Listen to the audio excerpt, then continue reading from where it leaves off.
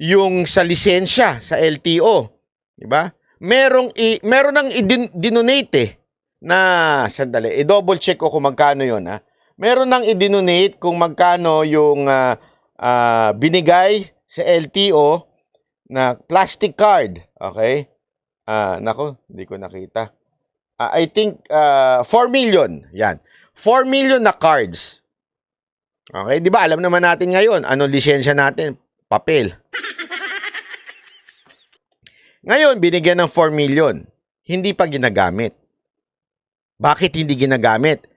Kesyo hindi daw pinapagamit sa kanila ng hindi pa basta through legal battles, tinatanong pa daw ng LTO sa SOG kung pwede nang gamitin yung 4 million plastic. Sa madaling salita, dahil sa pahokus-pokus sa loob ng gobyerno, diba? Paikot-ikot, yung red tape, hindi may pamigay yung lintik na 4 million na card na yan.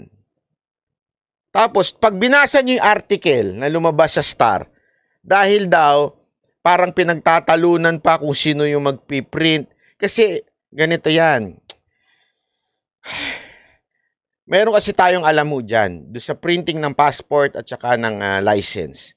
Meron 3 ahensya ng gobyerno, hindi ko na lang papangalanan, baka mamaya mailaglag ko yung isang... may 3 printer ang gobyerno na nasa iba't ibang departamento. Okay? Bawat isa sa kanila, may kontraktor. Kung sinong kumpanyang magpiprint, nag-aagawan yan. Paano ko nalaman?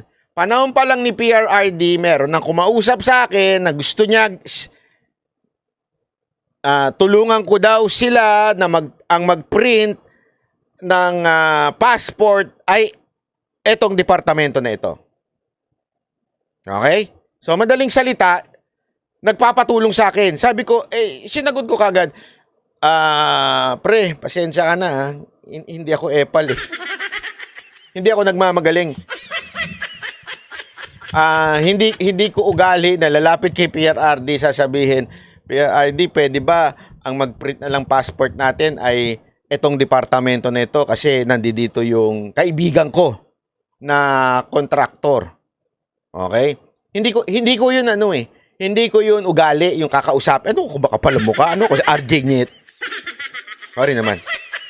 Hindi ko naman sabi si RJ. Oh. So, hindi ko yun. Ibig sabihin, alam ko talaga na agawan yan.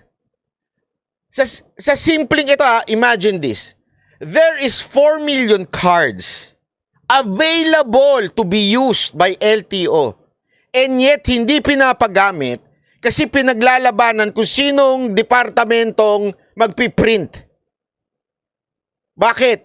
Kasi nga may kanya-kanyang bata yung mga opisyalis. Eto, bata ko to. Akin to. Nag-aaway-away sila ngayon. Sabi ni Pulang Daga. Kala nyo, ha? Nag-aaway-away sila ngayon kung sino magpiprint. Sinong nabubulilyaso? Isipin nyo yun, ha? Merong card.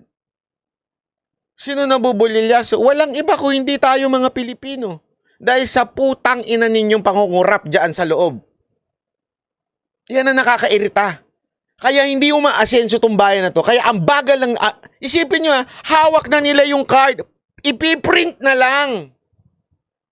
Hindi ba kahihiyan yun? Papel? Papel ang lisensya na, ano ka, pupunta ka ng ibang bansa kasi pwede ka magmaneho sa ibang bansa eh. Asa na? Where's your license card? Bigyan nakatiklop pa, papel. What's that?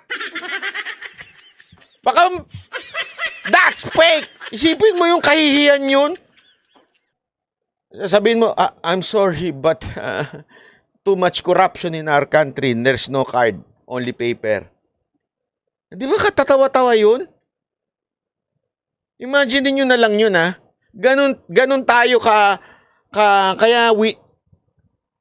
kaya nakakainis, eh.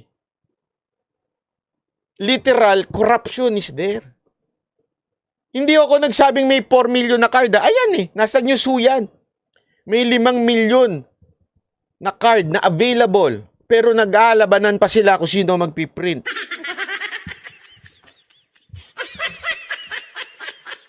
Kasi nga, depende kung sinong aaproban at palakasan yan.